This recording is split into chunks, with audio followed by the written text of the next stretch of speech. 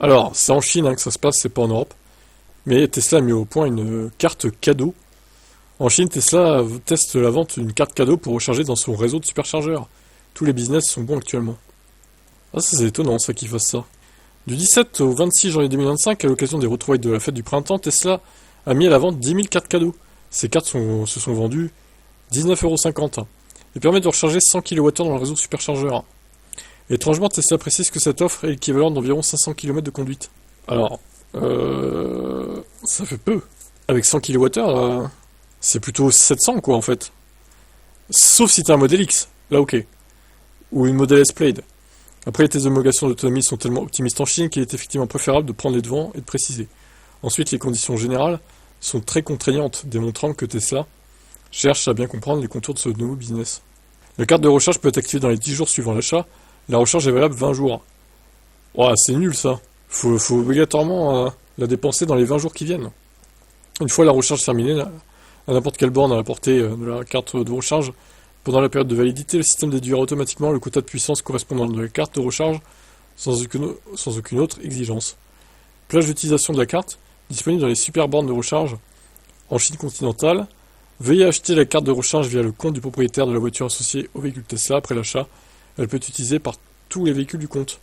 Une seule commande est limitée à 2 exemplaires. Chaque compte peut être acheté en quantité illimitée. Produit pas transférable ou peut pas être prolongé. Ce service produit couvre uniquement les frais de recharge pour l'utilisation des super bornes de recharge, donc des superchargeurs, c'est mal traduit, pendant la période de service, et n'inclut pas les frais d'occupation des heures supplémentaires qui en résultent. C'est bien de le préciser aussi. S'il y a d'autres miles sur le compte, les miles de la carte de recharge seront déduits en premier.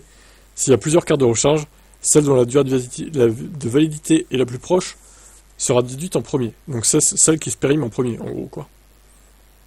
Quel serait le prix d'une même carte de recharge en France? À environ 30 centimes le kilowattheure, ça sera environ 30 €.